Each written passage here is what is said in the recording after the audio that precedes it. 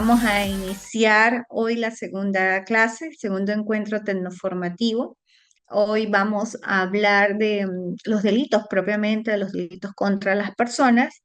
Recuerden que la clase pasada vimos los elementos para poder analizar un tipo penal, entre ellos el sujeto activo, el sujeto pasivo, el verbo rector y el bien jurídico protegido.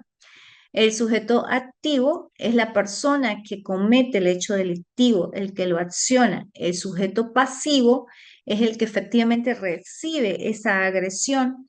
El verbo rector, siempre dentro de una norma penal, hay un verbo como tal, de manera sistemática, de manera semántica inclusive, que indica cuál es el verbo. En el caso, pues, supongamos, del homicidio intencional, me habla de que intencionalmente. El verbo rector es la intención. Y el bien jurídico protegido, bueno, en el caso de los delitos contra las personas, en este caso el homicidio, pues es la vida, el bien jurídico protegido. Esos son los cuatro elementos básicos y principales conforme vamos a analizar los tipos penales. Lo vimos en la clase pasada, en esta vamos a adentrarnos prácticamente uno por uno. Igualmente comentábamos en la clase pasada que, bueno, el Código Penal es la norma sustantiva penal por excelencia en la cual pues describe los diversos hechos que efectivamente constituyen conductas antijurídicas, pero que esas conductas antijurídicas pues generan como tal o su consecuencia es un delito, porque también recuerden que no toda conducta antijurídica puede constituir un delito. Ejemplo, una persona que vaya a dar clases, un profesor, profesora, y esté vestido de manera inadecuada, por decir, con unos chores, un traje de baño, y que entra a su clase allí, o sea, va a ser en todo caso sancionado por una norma moral y puede ser inclusive por una norma administrativa dentro del recinto educativo, pudiendo perder pues su actividad laboral como docente producto de su vestimenta, pero no va a ser privativo de libertad porque, bueno, no está cometiendo como tal un tipo penal de los que constituyen una pena privativa de libertad o una restricción de esa libertad, ¿ok? Sin embargo, eso es una conducta antijurídica porque efectivamente está en contraposición a lo bueno, a lo recto, a lo que es el orden moral, buenas costumbres y demás, pero no infringe un tipo penal, ¿ok? En cambio, si lo infringe, pues esa conducta antijurídica sí va a constituir un delito y ese delito pues sí va a estar tipificado dentro de la norma sustantiva penal por excelencia venezolana, que es el Código Penal, o en normas leyes, o en leyes especiales penales que también tipifican delitos, pero en diferentes leyes. No todo puede abarcarlo pues el Código Penal y a medida pues lógicamente que ha avanzado la sociedad, avanzan los diferentes tipos penales y como producto de avanzar la criminalidad, es necesario que el Estado implemente políticas públicas para efectivamente aplicar normativa vigente y normativa acorde pues, a las necesidades de la sociedad.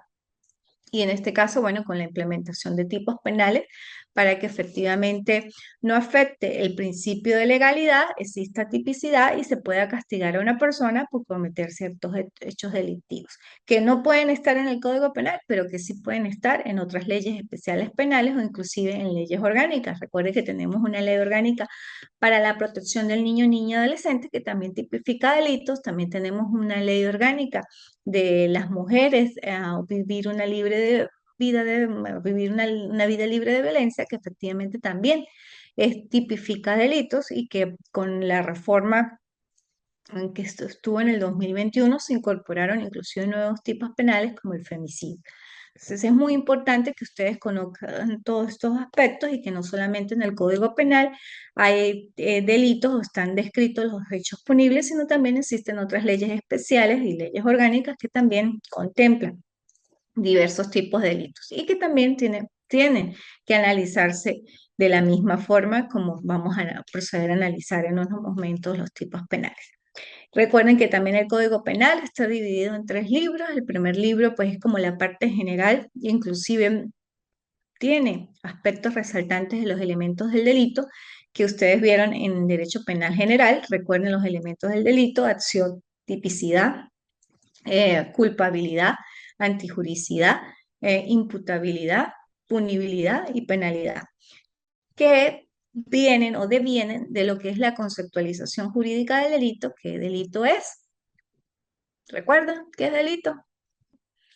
Bueno, delito es un acto típicamente antijurídico, culpable e imputable a un hombre y castigado con una pena. Esa es la conceptualización jurídica del delito. Delito es un acto típicamente antijurídico, culpable e imputable a un hombre y castigado con una pena. Y de esa conceptualización, pues se generan y están inmersos los elementos positivos y los elementos negativos, que eso fue parte del derecho penal general, que no lo vamos a tocar en este momento porque es de la materia en curso, es derecho penal especial, que ya son los delitos propiamente y más los que están contemplados en el Código Penal. ¿Ok? Bueno, con base a eso, empecemos con los delitos contra las personas. El Código Penal, la reforma más reciente es la del 2005. Tienen que tener mucho cuidado con eso, porque pues he visto trabajos que colocan Código Penal del 2000 o de... No, no, nosotros como abogados pues tenemos que estar vigentes con las normas que están en uso. Deben usar la norma vigente. Si no están o sea, tienen dudas, pues busquen por la Asamblea Legislativa y ahí van a encontrar pues las normas vigentes.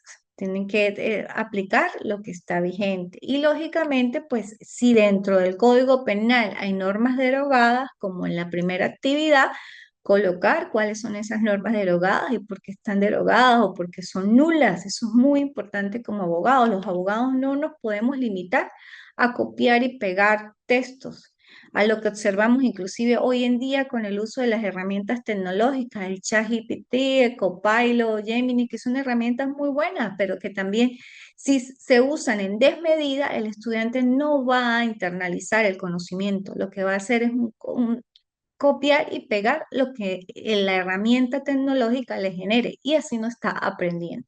Los abogados tenemos que comprender el derecho, interpretar el derecho y no solamente el derecho, sino toda esa cantidad de áreas de conocimiento que son sumamente importantes y que efectivamente le van a dar un piso, en este caso jurídico, a todo lo que ustedes deben conocer y desarrollar en el momento que se gradúen de abogados y que litiguen.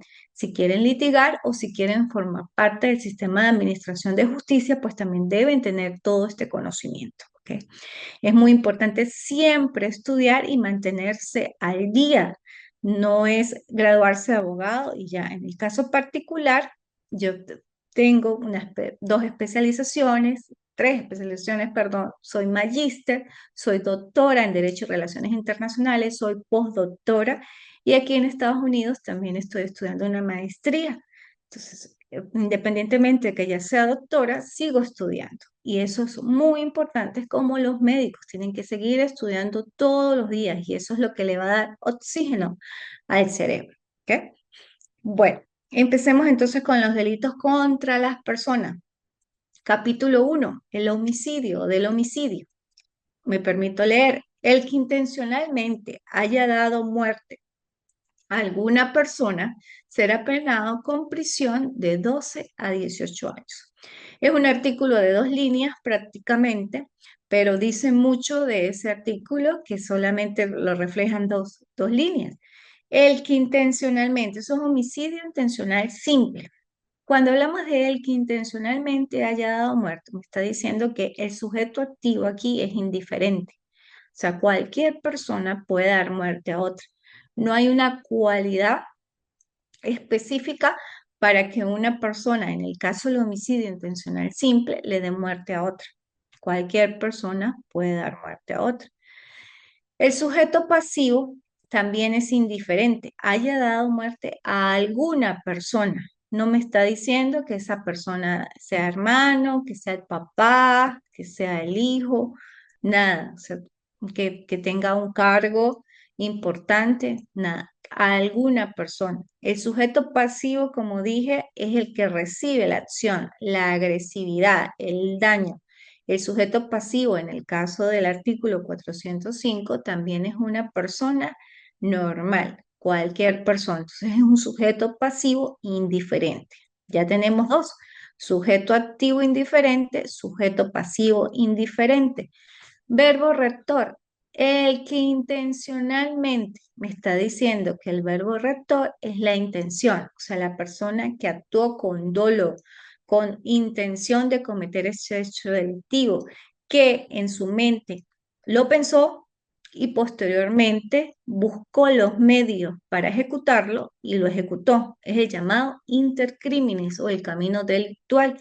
Y por eso, como tuvo la intención, porque tuvo el dolo para hacerlo, pues ese es el verbo rector, la intención. Una acción que lógicamente se exteriorizó y que se exteriorizó con intención y que causó la muerte de otra persona. ¿Cuál es el bien jurídico protegido? Pues la vida. Aquí se está transgrediendo la vida, se está cercenando la vida de una persona común y que lógicamente eso tiene una pena. En este caso, en Venezuela, recuerden que no tenemos cadenas perpetuas, ni penas perpetuas, ni penas de muerte, sino la pena es hasta 30 años. En este caso es de presidio de 12 a 18 años, que me indica que el término inferior es 12, el término superior es 18 años y que el término medio es la sumatoria de 12 más 18, que serían 30, la mitad serían 15, ese es el término medio. ¿Que le pueden operar atenuantes y agravantes? Sí, le pueden operar, se le pueden aplicar atenuantes y agravantes dependiendo del caso en particular, dependiendo de la edad inclusive del sujeto activo, bueno, dependiendo de las condiciones en que haya ocurrido la muerte, se le pueden aplicar atenuantes o agravantes y eso forma parte de la dosimetría penal, que vamos a hablar un poco de lo que es la pena en la tercera clase. Pero lógicamente eso es lo que me está indicando, la pena de presidio de 12 a 18 años y que el juez en el momento de tomar una decisión, pues va a tomar o el término inferior o el término superior o el término medio, que es la sumatoria de los dos, y sobre eso aplicará atenuantes o agravantes o aplicará atenuantes y agravantes por el término inferior o sobre el término superior, ¿ok? Eso con respecto a homicidio intencional simple. Ahora vamos con el siguiente homicidio, que es el 406. Dice, en los casos en que se enumeran a continuación se implicarán las siguientes penas: 15 a 20 años de prisión a quien cometa el homicidio por medio de veneno o incendio, sumersión u otros de los delitos previstos en el título séptimo del Código Penal con alevosía o por motivos fútiles o innobles o en el curso de la ejecución de los delitos previstos en el artículo 449, 450, 51, 53, 56, 58, que esto forma parte de los delitos contra la propiedad, que también si nos da oportunidad los vamos a ver hoy. 20 años a 26 años de prisión si concurrieron en el hecho dos o más de las circunstancias indicadas y de 28 a 30 años de prisión para los que perpetren en la persona de su ascendiente o descendiente, en la de su cónyuge, en la persona del presidente de la República, quien ejerce interinamente sus funciones, quienes resulten implicados en cualquiera de los supuestos expresados en los numerales anteriores, no tendrá derecho a gozar de los beneficios procesales de ley ni a la aplicación de medidas alternativas de cumplimiento de pena.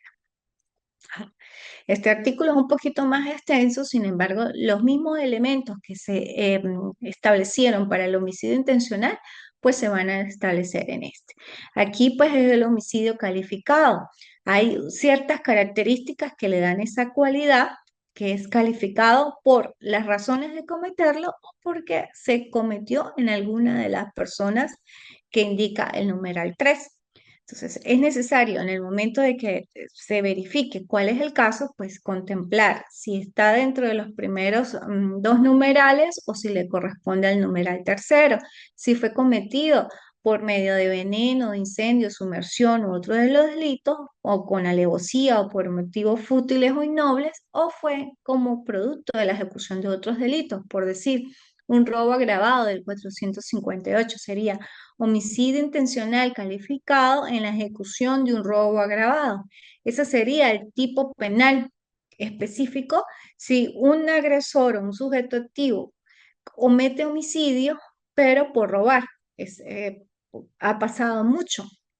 Que Dios guarde a todos nosotros, a todas las personas, pero ¿cuántas veces no ha sucedido que por robar un celular o por robarle una prenda de oro, están en el momento del robo como tal, el sujeto activo pues está con esa adrenalina a millón y acciona el arma o con un arma blanca y genera la muerte en otro? O sea, su intención principal era robar como tal, pero lógicamente producto de todo ese estado de conmoción, genera otras emociones que lo invitan y le hacen que pues cometa otro delito más, que es el homicidio. O sea, si se quiere salir rápido, a la fuerza, lógicamente que esa persona también está alterada, pues, o sea, hay un desprecio por la vida, no le importa y bueno, cercenó la vida de otra persona. Su principal, o por decir, la principal ejecución o lo que quería en realidad era robar.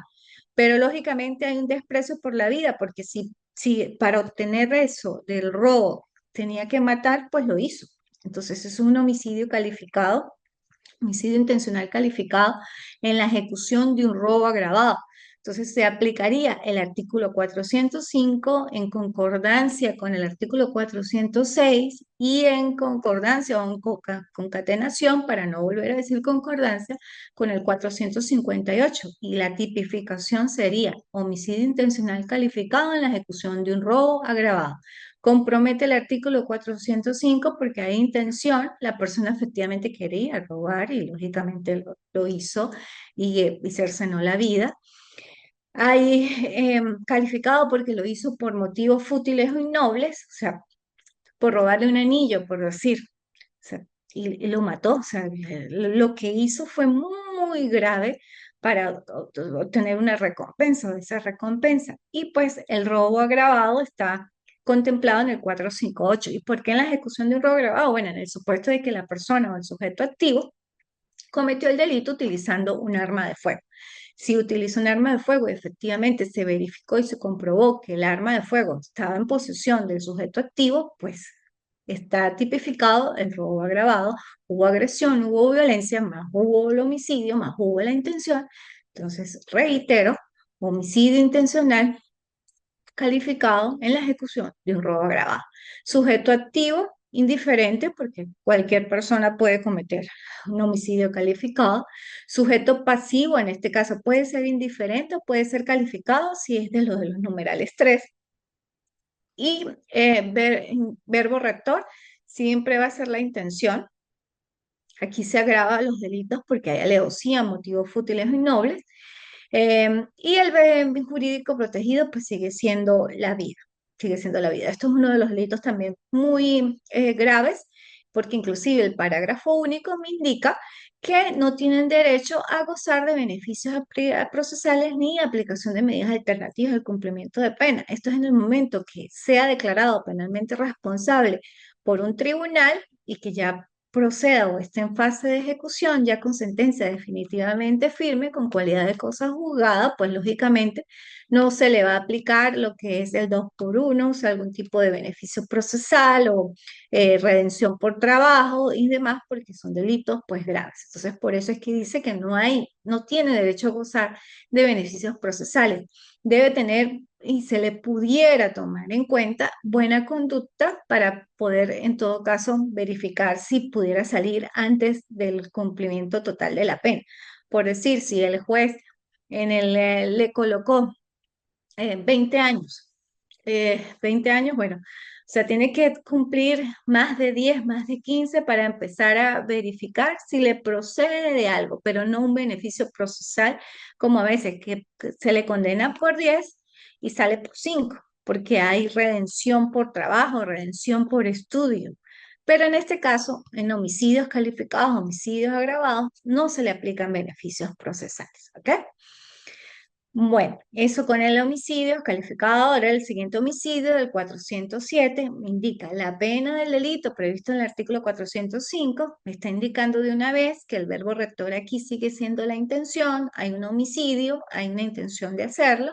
será de 20 a 25 años de prisión. Entonces me da una serie de características o personas a las cuales se le pudiera cometer ese hecho delictivo, entre ellas la persona de su hermano, vicepresidente, magistrados, procurador general, defensor del pueblo. Estas personas que son el sujeto pasivo tienen una cualidad diferente, una cualidad especial que le va a generar sí, esa especialidad. Por eso el sujeto pasivo, en el caso del artículo 407, es un sujeto pasivo de orden que calificado con una cualidad especial. No es un sujeto pasivo indiferente, sino aquí el sujeto pasivo es calificado. El verbo rector sigue siendo la intención, el bien jurídico protegido sigue siendo la vida, el sujeto activo es indiferente porque no tiene una cualidad especial quien cometió ese delito, sino sigue siendo una persona indiferente, el sujeto activo es indiferente. Esa es la forma como ustedes van a hacer la actividad 3, donde van a analizar cada uno de los tipos penales con esta forma que yo les estoy diciendo. Van a copiar el artículo y debajo del artículo me van a colocar quién es el sujeto activo y por qué, quién es el sujeto pasivo y por qué, cuál es el verbo rector y por qué, y cuál es el bien jurídico protegido y por qué. Es un análisis detallado uno por uno de los delitos que yo indiqué en el plan de evaluación. Vamos a dar el artículo que va para la actividad 3. Para la actividad 2 está en la clase anterior que dimos hace como 15 días. Para la actividad 3 es el que voy a dar a continuación y es el artículo 7 de la Constitución de la República Bolivariana de Venezuela, que dice: la Constitución es la norma suprema y el fundamento del ordenamiento jurídico. Todas las personas y los órganos que ejercen el poder público están sujetos a esta Constitución. ¿Cuál Constitución? La Constitución de la República Bolivariana de Venezuela, artículo 7. La Constitución es la norma suprema y el fundamento del ordenamiento jurídico. Todas las personas y los órganos que ejercen el poder público están sujetos a esta Constitución. Artículo 7 de la Constitución de la República Bolivariana de Venezuela. Si no lo llegaron a copiar completo, no se preocupen, se van a la Constitución, al artículo 7 y lo copian allí de manera textual y ese es el artículo que van a colocar en la portada de la actividad. Perdón, en la portada de la actividad 3, porque la 2 ya está en la clase anterior. Seguimos. Ajá. Nos quedan 10 minuticos. Vamos a ver, que apurarnos entonces. El artículo 408, perdón, el artículo 407 me indica lo mismo del artículo 406, que tampoco los que resulten implicados en el artículo, en este artículo, pues no gozan de beneficios procesales ni alternativas de cumplimiento de pena. ¿Ok? El artículo 408 es el llamado homicidio concausal. Me indica, en los casos previstos en los artículos precedentes, o sea, 5, 6 y 7, cuando la muerte no hubiese efectuado sin el concurso de circunstancias persistentes desconocidas del culpado de causas imprevistas que no han dependido de su hecho, la pena será de presidio de 7 a 10 años en el caso del artículo 405, la de 10 a 15 años en el de 406 y de 8 a 12 años en el artículo 407. Por eso hay que hacer relación del artículo 405, 406 y 407 con el artículo 408, que es el homicidio concausal. ¿Por qué es homicidio concausal? Porque efectivamente, o sea, tenía la intención de matar como tal, pero en el momento de accionar, el órgano que comprometió, no como tal, no generaba la muerte de una persona. Por decir, el sujeto activo le propinó con un arma de fuego un disparo a la altura del hombro. El hombro por sí es músculo, es fibroso, hay hueso, hay músculo como tal, pero no es una zona o un órgano que compromete la vitalidad, o sea, no es un órgano vital. O sea, sí, lógicamente es vital porque pues, nos podemos mover y demás, pero no por un disparo en el hombro la persona como tal pudiera morir, a menos tenga una enfermedad o que tenga hemofilia, que se desangre con una cortadita mínima o que se le complique porque tenía una vena que por su patología, una vena, por decir, una conexión con la vena aorta, algo en el sistema como tal de esa persona con una característica muy especial que es, para la otra persona o para diferentes personas, pues no lo sabía y pues lógicamente muere. La persona como tal, el sujeto activo sí tenía la intención de matar, pero producto de sus nervios, bueno, tantas cosas que pueden pasar, malas, porque son, no es nada bueno, por supuesto, le genera la herida en un órgano no vital. ¿Verdad? Se hace la autopsia y se evidencia que la persona muere, pero que esa zona no era como para generar la muerte. Entonces ahí se empieza a estudiar.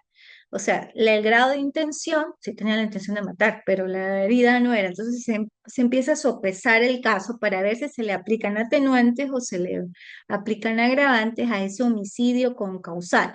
No opera dentro del homicidio intencional como tal, no opera dentro del homicidio calificado, no opera dentro del homicidio agravado, pero opera porque la muerte se hubiese efectuado, pero sin el concurso de esas circunstancias persistentes de conocida del culpable. ¿Ok? Entonces son situaciones particulares que deben analizarse en el momento del suceso, en el momento que esté pues ya el proceso en curso, y que se vaya, estos casos son debatibles siempre en juicio, siempre, o sea, cuando son así que hay que verificar bastantes elementos, pues es preferible que se debatan en juicio y que con esa recepción de pruebas y valoración de pruebas, pues se verifique intención, se verifique culpabilidad, se verifique cuáles son las circunstancias persistentes desconocidas, se verifica la autopsia, se verifica toda esta serie de experticias, se llaman a los médicos y demás para poder pues emitir una resolución justa y equitativa y proporcional pues al hecho donde haya justicia y equidad en ambas partes, tanto para la víctima, ya no está, pero hay víctimas indirectas que son los familiares del que falleció y pues lógicamente pues, también para el justiciable, ¿ok? Ahora seguimos con, ahí el sujeto activo es indiferente, el sujeto pasivo es calificado porque tiene una cualidad especial en su sistema, en su humanidad, que lo diferencia de las demás. El bien jurídico protegido sigue siendo la vida y pues lógicamente también el verbo rector es la intención. 409. Es el homicidio culposo. El que por haber obrado con imprudencia o negligencia, o bien con impericia en su profesión, arte o industria, por inobservancia de los reglamentos, órdenes e instrucciones, haya ocasionado la muerte de alguna persona, será castigado con prisión de 6 meses a 5 años. En la aplicación de esta pena, los tribunales de justicia apreciarán el grado de culpabilidad de la gente. Si del hecho resulta la muerte de varias personas o la muerte de una sola y las heridas de una o más, con tal que las heridas acarreen las consecuencias previstas en el artículo 414, que son lesiones, la pena de prisión podrá aumentar hasta 8 años. Aquí, como es el homicidio culposo, ya sabemos que el verbo rector o es imprudencia o negligencia o impericia o inobservancia. Hay pues 4 elementos allí, pero lógicamente, o sea, es haber obrado con imprudencia, o sea, sin culpa, ¿no? Prácticamente. Se opera este tipo de delitos pues casi siempre, ¿no? En delitos de tránsito, cuando una persona por inobservancia de los reglamentos, órdenes o instrucciones, pues infringe una ley administrativa, una norma administrativa, y como producto de la infracción de la norma administrativa genera un hecho, una conducta antijurídica constituida pues en delito y colisiona con otro vehículo o arrolla a un peatón o arrolla a un ciclista y como producto de ese impacto pues se genera una muerte. Porque hubo un homicidio que se puede decir atenuado, porque pues lógicamente aquí no hay intencionalidad. La persona no tiene intención para cometer un homicidio. Puede que tenga intención, sí, para infringir una ley, una norma. En el caso de que las personas que manejamos, pues tenemos conocimiento de las leyes de tránsito y sabemos que si rebasamos una luz en roja de un semáforo, pues nos acarrea infracciones administrativas y que probablemente si seguimos con nuestro accionar de manera descuidada y irresponsable, pues podemos ocasionar algún tipo de lesión o hasta la muerte de alguien. Entonces, esas líneas entre dolo, intencionalidad y culpa son demasiado delgadas, que hay que estudiarlas, analizarlas en el momento del hecho, en el momento del caso en particular, para verificar culpabilidad, dolo, intencionalidad, voluntad y demás. ¿Ok? En el caso particular, pues el sujeto aquí activo es indiferente. Cuando me indica el artículo, el que por haber obrado, el que es la persona que cometió el hecho delictivo y es una persona, un sujeto activo indiferente, es el que accionó, pero es indiferente, no tiene una cualidad especial. Cualquier persona puede cometer un homicidio culposo. Entonces, el sujeto pasivo también es cualquier persona que está también manejando o cualquier persona que anda en bicicleta o cualquier persona que está caminando, un peatón, cualquier persona, o sea, no hay una intencionalidad, no hay una persona específica en la que se vaya a cometer ese delito porque como tal no hay intención de matar.